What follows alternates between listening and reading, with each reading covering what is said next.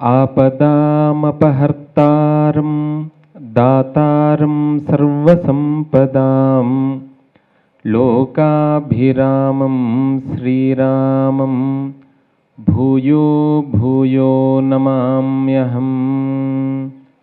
रामाय रामभद्राय रामचन्द्राय वेधसे रघुनाथाय नाथाय सीतायाः पतये नमः।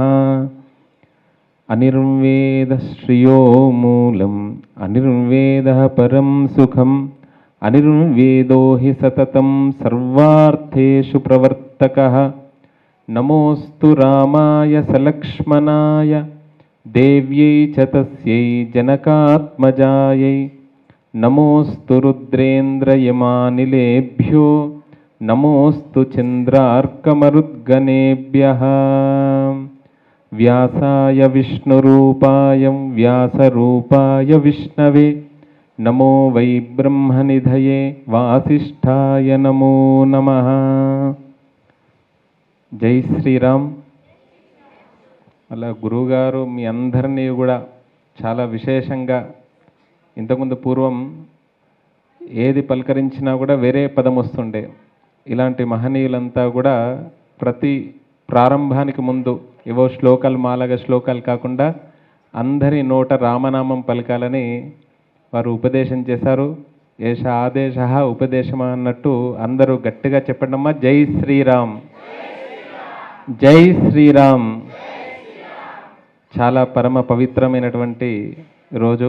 ఆషాఢమాసం, పూర్వాషాఢ, ఉత్తరాషాఢ నక్షత్రం చాంద్రమాన ప్రకారంగా మనకు పౌర్ణమి రోజు ఉంటే దానికి ఆ మాసం పేరు వస్తుంది.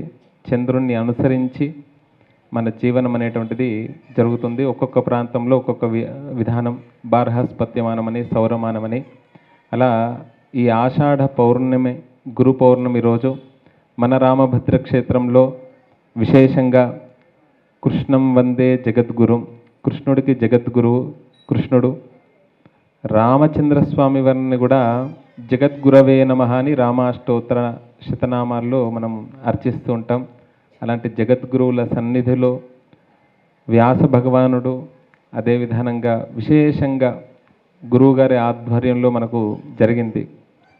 వేదాలు అనంతమైనటువంటి వారు చెప్పిన విధానంగా, గురువుగారు చెప్పిన విధానంగా వ్యాసోచ్చిష్టం జగత్ సర్వం. ఆ వేదాల్ని కలియుగంలో తెలుసుకోవడం చాలా కష్టం. మానవులు ఎలా జీవనం ఉంటుంది అంటే, మానవులది అలసులు, ఏమి చేయరు, ఊరికి అలసిపోతారు. మందబుద్ధి పరులు, ఇక్కడే కూర్చుంటాం, మన ఆలోచన ఎక్కడో ఉంటుంది. అల్పతరాయువులు, ఆయుష్ తక్కువనంట. పరిపూర్ణమైనటువంటి సంపూర్ణ ఆయుష్ 120 సంవత్సరాలు ఎవరు జీవిస్తున్నారు? అలసులు, మందబుద్ధి పరులు, అల్పతరాయువులు, ఉగ్రరోగ సంకలితులు. శరీరానికి వస్తే మాత్ర ద్వారా తగ్గుతుంది, కానీ ఇది మనస్సుకు వచ్చింది. ఆశయంగా జీవిస్తే బాగుంటుంది, కానీ అత్యాశ, దురాశ ఎప్పుడు ఎదుటి వారి యందు స్మరణ చేస్తూ జీవిస్తూ ఉంటారంట. అలా కాకుండా తన గురించి తాను జీవించాలి, తనను తాను తరింప చేసుకోవాలి. అంటే ఇలాంటి మహత్తరమైనటువంటి గురువుల యొక్క మనకు అనుగ్రహం. అంటే ఎవరిని మనం ఆశ్రయించాలి అంటే, వారు గురు పరంపరను ఆశ్రయిస్తున్నారు. అందులో వేద పండితులు, వేదాధ్యయనం చేసి ప్రవచనం చేయడం చాలా కష్టమైనటువంటి విషయం. ఎంతో సాధన ఉండాలి, శాస్త్రజ్ఞానం ఉండాలి. అలా అందుకనే ఋగ్వేదం, ఋగ్వేద వినీతస్య, ఇక్కడ ఆంజనేయ స్వామి వారు ఉన్నారు. ఋగ్వేదం నేర్చుకున్నటువంటి వారంట, అధ్యయనం చేసినటువంటి వారంట క్రమపద్ధతిగా జీవిస్తారంట, క్రమపద్ధతిగా మాట్లాడతారు. వారి వాక్కు ద్వారా మనందరినీ కూడా మనల్ని అనుగ్రహిస్తున్నారు. యజుర్వేదం నేర్చుకున్నటువంటి వారు స్పష్టంగా మాట్లాడతారని, సామవేదం నేర్చుకున్నటువంటి వారు చాలా రససిద్ధి అని అంటారు అన్నట్టు.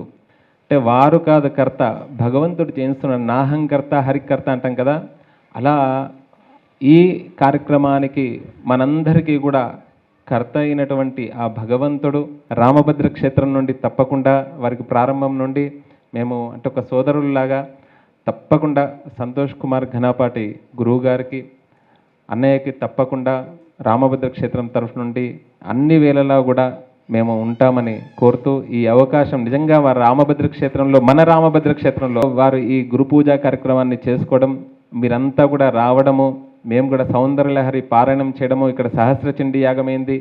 జగద్గురువులు, శృంగేరి జగద్గురువులు ఈ నాదమండపాన్ని ప్రారంభం చేశారు. ఇలా నూతనంగా నిర్మాణం అవుతున్నటువంటి ఈ మండపానికి ఇది గురు పూజతోని ప్రారంభమై ఇలా ఈ వేదిక మీద అనేక కార్యక్రమాలు జరగాలని కోరుకుంటూ జై శ్రీరామ్.